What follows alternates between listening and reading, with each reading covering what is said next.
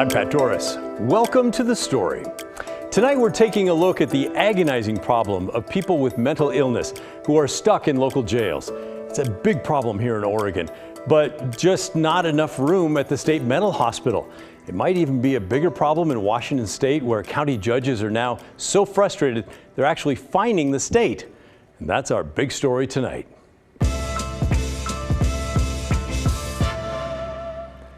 I think it's obvious to all of us that mentally ill patients should not be stuck in local jails. But that is the harsh reality for many. In Washington state, those people number in the hundreds, stuck without due process or treatment. Now, local judges are fining the state millions of dollars. And get this, it appears the inmates get some of that money. It's a huge backlog of people, and it's a huge mess. Susanna Frame from our sister station in Seattle has our story. I will leave it at the $500 per day at this time. $28,500, $75,500. And sanctions will continue until date of admission. In Grace Harbor County, the courts are heaping sanctions against DSHS for leaving mentally ill inmates in their jail for months on end, which is against the law. If someone is so mentally ill they can't understand the charges against them, DSHS has 7 days to get them to Western State Hospital for help. But currently, some wait times are 10 months and longer. The problem started to get worse and worse, and so that's when we sort of decided to take action. Western State, DSHS, is supposed to be paying the bill, but instead, by them violating the statute, we're paying the bill. And that's rough on local jails. At the Grace Harbor Jail in Montesano, about 20% of the population is now made up of people who are supposed to be in state care, extremely mentally ill defendants. I've been doing this for over 45 years, and I've never seen anything like this. Space is tight here. The medical ward is the size of a closet. They have no mental health professionals on staff, or enough staff to safely deal with a crisis. The mentally ill offenders behind these doors are routinely violent. It's hard to make out behind the damaged window, but you can see piles of food containers and garbage on the floor. It's tough to clean out the cell because it takes 4 people to handle the inmates safely. But typically, there's only 4 people on staff for the entire facility. It's a huge labor-intensive drain on all the resources within our organization. Fines are piling up across the state. Records show courts have issued sanctions to DSHS in counties including Cowlitz, Pacific, Wahkiakum, Pierce, Whatcom, King, and Grace Harbor, where the tally alone is up to nearly $1 million, about half to help the jail run and the rest to the defendants themselves for the violation of their civil rights. And for the defendants, that's serious. I mean, they're being held without a trial. The criminal proceedings are stayed. They're not going anywhere. They're just kind of sitting stuck. How do you put a price on that? You know, if you're being detained for months against your due process rights, what should the compensation be? I'm going to sanction the department $250 per day. In King County, judges have issued sanctions of $250 per day for dozens of defendants. One of them is the man charged with this brutal light rail attack on a Harborview nurse in March. A judge ordered Alexander J. to receive treatment within 7 days of the order. 10 months later, he's still waiting inside the King County Jail, and the state fines he'll receive are growing, currently at $75,000 for unconstitutionally sitting behind bars. 1, 2, 3, there we go. Okay. A week ago, Governor Inslee helped open the state's first treatment center in a community setting. 16 more beds to help curb the logjam at Western State. We have been overwhelmed by this tsunami of mental illness that we have suffered, but I think we are moving as fast as humanly possible. But the governor and DSHS officials say it's not just the state's fault, but the counties share the blame for the crisis in our jails. That law enforcement, courts, and prosecutors are too focused on shoving people through the criminal justice system and allowing them to suffer in jail instead of getting people the help they need. Last week, DSHS filed a legal document saying counties are ignoring their own role in creating the demand by sending an incessant stream of people to Western State to get them mentally stable for trial. We need counties to be more interested in solving the problem, which is mental health, rather than to be focused just on putting people in jail. If you put somebody in jail and you don't treat the mental health problem, they just reoffend when they come out. Prosecutors tell us they're trying to keep communities safe and that shifting blame isn't the answer, especially as jails across the state are at the tipping point. Now, every jail in the state of Washington has become an ad hoc psychiatric facility. We've literally hit the bottom. We can't continue to go the way we're going. That was Susanna Frame reporting. The governor's office has introduced legislation in Olympia this session that would put more responsibility on the counties. If it passes, the state would no longer treat people charged with misdemeanors or lower level felonies. That would all fall to the counties. It should come as no surprise that so far the counties are against that. We'd love to hear your thoughts about this. The story focused on Washington, but the state hospital logjam is happening here in Oregon as well. So what do you think should be done? Should counties be responsible for treating mentally ill suspects, or should they continue to sit in jail and wait for a spot to open up at the state hospital? Let us know, will you? Send us an email. The address is thestory@kgw.com, or call and leave a voicemail, 503-226-5090. Now to an update on an awful incident nearly 5 years ago at Portland State University. It was May of 2018, a sunny day on campus, when suddenly a driver in a blue SUV swerved up onto the sidewalk and hit 3 women. They were badly injured. The driver tried to hit another group of students, but was blocked by the MAX train. The man at the wheel did not know any of them. Police swarmed to the area and later that afternoon arrested 61-year-old Greg Porter. The random act of violence terrified some students and deeply disturbed many of us. We later learned he'd been acting strangely at his apartment in King City. Ralph Garza was his neighbor. We talked with Garza shortly after the incident back in 2018. He said Porter was paranoid and accused him of hacking into his computer. He said, somebody used my credit card and they're charging me $500 for porn. Really? You did it, didn't you? No, how can I get your card? I'd have to hack into your system. I don't know what your credit card is. Started calling me names, and then he just went in his house puffing. And every time he'd get on the phone, he'd be yelling and screaming, cussing these people out. He had a short temper. Porter was charged with 3 counts of attempted murder. 6 months later, he talked with our Kyle Aboshi about that day and about the pressures that were building on him. The day that this happened, I guess I just lost it, because then I called the bank and I'm $200 in the hole, and problem after problem after problem. After his arrest, Porter was sent to the state psychiatric hospital for evaluation, and he's been pretty much in and out of the hospital or the jail ever since. So yesterday, Multnomah County District Attorney Mike Schmidt said that Porter was found guilty, except for insanity, of 1 count of attempted murder and pled guilty to the other 2. As a result, he will spend the next 15 years at the state psychiatric hospital. It's the final chapter of a terrible act of violence 5 years ago. Now, let's talk some more about the state's rainy day fund and what should be done with the money that's meant for that fund. During yesterday's show, we showed you an interview that I did with State Senator Elizabeth Steiner. She's the top Democrat in the Senate who controls the budget. We discussed Governor Tina Kotek's request to take $765 million earmarked for the rainy day fund and instead use that money toward housing and her other priorities. And my thought going into the interview was, well, Kotek and Steiner, they're both Democrats, so I'm sure that Steiner's likely going to do whatever she can to make this happen, right? Boy, was I wrong. I don't think it's a good idea for analogous reasons. The Rainy Day Fund, just like the Ed Stability Fund funds K-12 education, the Rainy Day Fund funds Medicaid. It funds the Department of Corrections. It funds our troopers. The fundamentals, the safety net of this state. Yeah.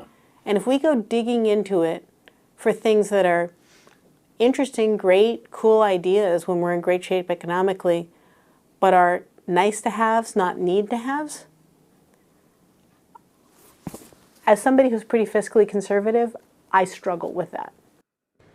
By the way, you can watch our full discussion on this topic right now on the KGW YouTube channel or our streaming app on Roku and Amazon Fire. It's called KGW Plus. Anyway, after that segment, we asked for your thoughts on the Rainy Day Fund. Should lawmakers raid it while we're in good shape to help with things like homelessness, like the governor wants, or keep putting the money there to help during the next economic disaster, which is Steiner's approach? This is Dave calling from Southwest Portland. As a fiscal conservative Republican, I nearly fell out of my chair Monday night while listening to your interview with Oregon State Senator Elizabeth Steiner. What a breath of fresh air, especially from a Democrat budget writer. What are the odds of a progressive Oregon lawmaker advocating for retaining our rainy day fund and making a distinction between altruistic budget wants and realistic budget needs? Well, I used to think those odds were about as good as finding a clean sidewalk in Old Town Portland. But Senator Steiner may prove me wrong.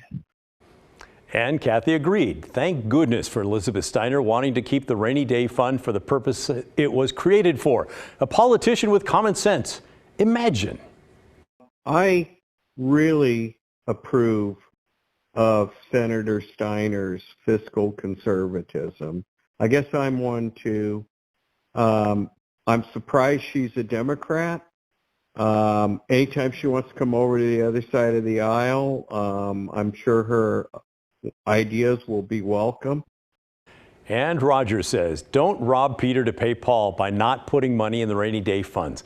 Put the money in the rainy day funds as planned to help people in the future. But not everyone agreed with the senator's approach, saying there are things that need that money now. Paul says, it's raining homelessness. Time to use the rainy day fund. That's what we set it aside for. And how about this from Greg? Senator Steiner seems to think that solving the homelessness issue is just something we want and not something we need. Has she been to Old Town? Homelessness and the drug problem are a crisis. We can skip putting money in the rainy day fund for a couple of years to address it, and we should. Now, I think there's good arguments to be made on either side of this issue, and we want to highlight one more comment that I think sums up many of your feelings about our segment last night. We got a number of messages like this from Jim, who says, politically progressive and fiscally conservative? I think I really like Elizabeth Steiner. I think I do too, Jim. And by the way, you're in luck because during that same interview with the senator, I asked her to give me a brief Budget 101 explanation to help all of us better understand how our tax dollars are spent. Keep an eye out for that segment. It's coming up in the next couple of weeks. Up next on The Story, neighbors in Southeast Portland say squatters on a property there are causing an all-out war. Explosions and theft and screaming and pounding at 3 o'clock in the morning on the roof. And after the vacant house on the property went up in flames, threatening their own homes, neighbors have had enough. So what can be done and why can't police step in to clear it out? We'll explain when The Story returns.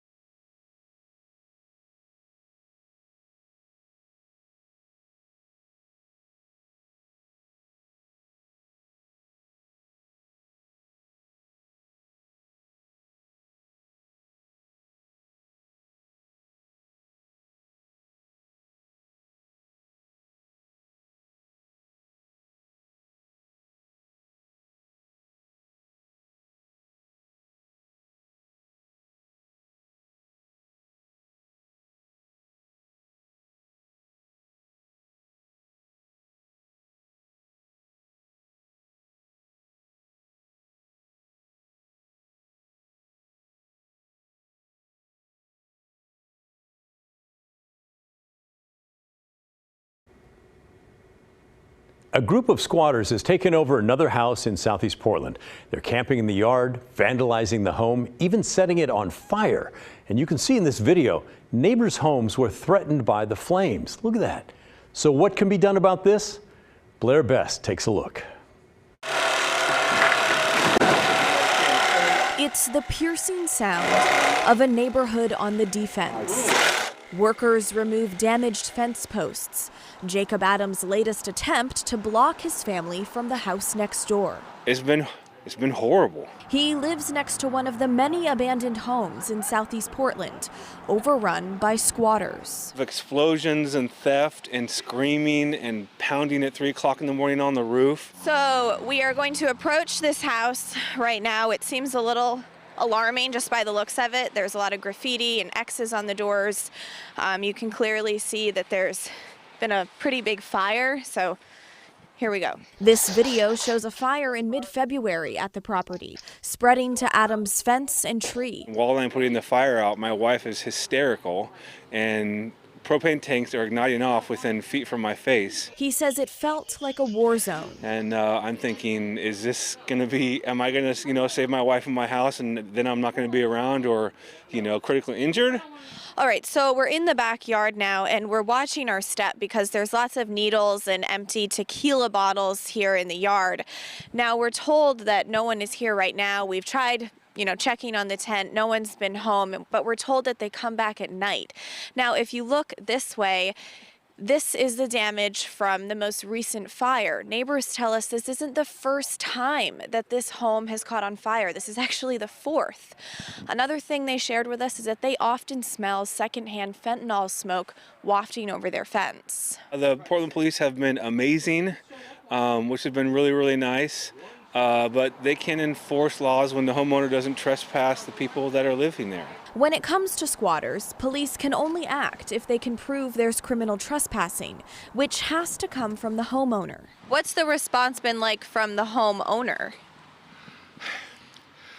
Practically nothing. As far as I'm concerned, he's irresponsible. He didn't want to do anything with it. We talked on the phone with a person who represents the owner of this building. He tells us that the plan is to demolish the building and that they understand how difficult this has been for the neighbors. They tell us they're not sure yet if they're going to rebuild, given how hard the situation is for everyone involved. I'm really looking to get out of here.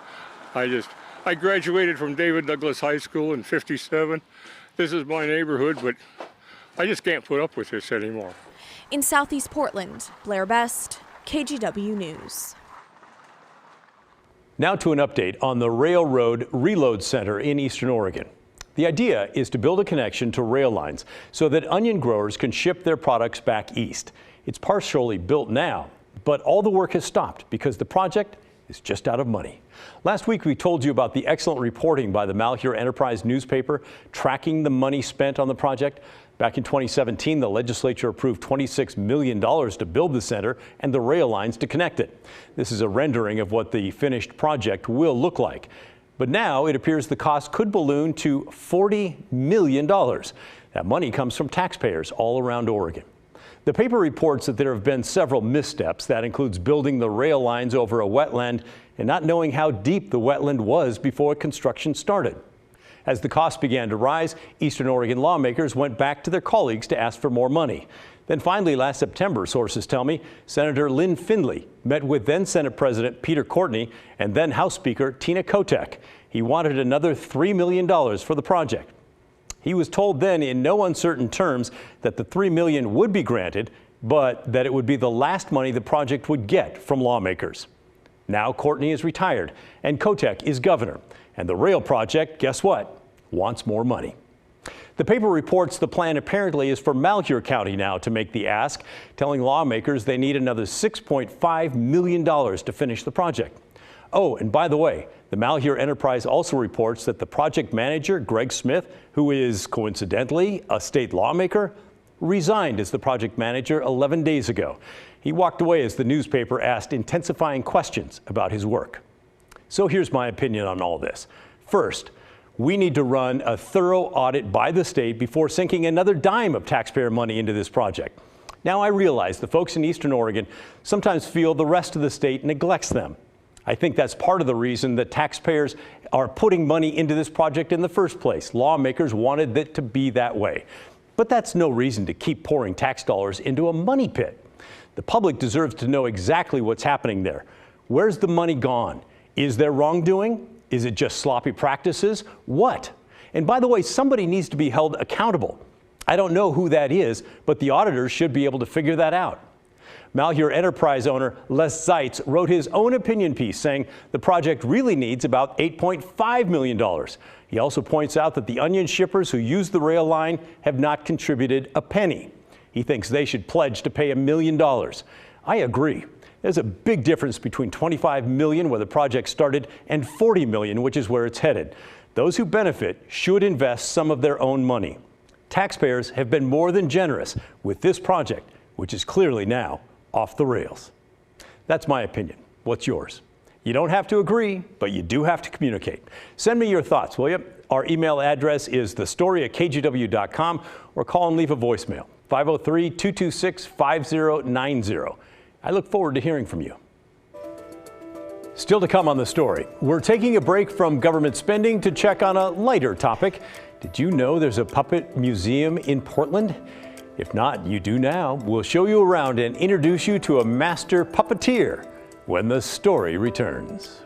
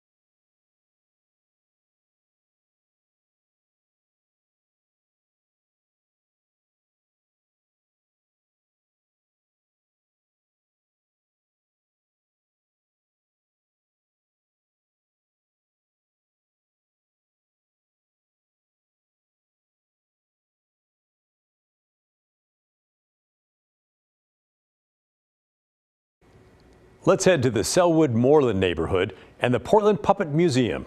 It's home to nearly 3,000 puppets and a man with a gift. Stephen Redlin introduces us to a certified master puppeteer.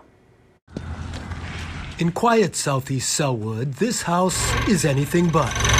Oh, she has a little belt on this. This is so cute. It's so cute. Okay. It's actually a museum.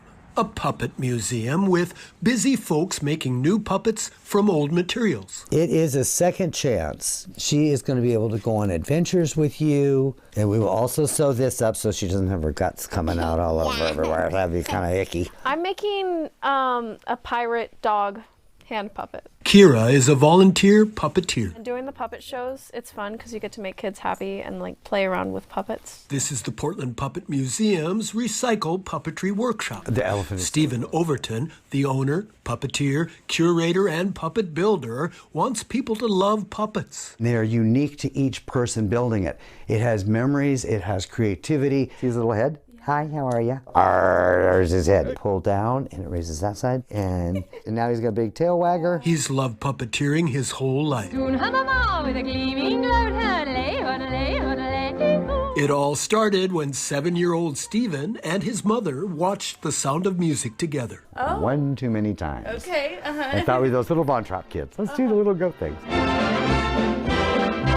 That led to a lot of puppetry, puppet making, and puppet performances. He often tells wonderful stories and even spooky ones that send shivers all the way down to my little toes. He and his partner, Martin Richmond, have been producing, filming, and sharing puppets for decades.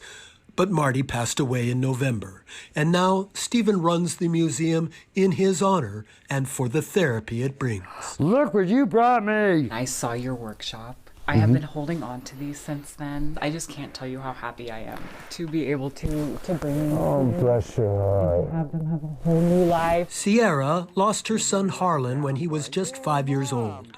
She's brought his special toys, including a favorite puppet, to become a part of the museum. Mickey's going to be his own puppet with the collection forever. Okay.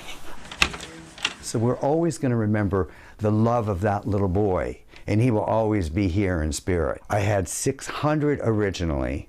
Now I have over 2,600. The ones on display change every 6 months. Stored in multiple locations, each new show is based around a theme. There you go. That's his little head. Girl, I'm afraid of puppets. You can't be afraid of this little puppy.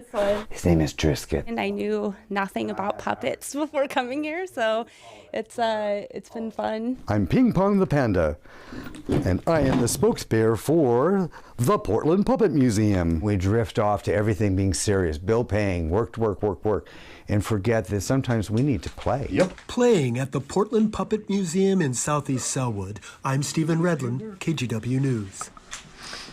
All right, keep sending your questions and comments to thestory@kgw.com. We're going to wrap things up right after this.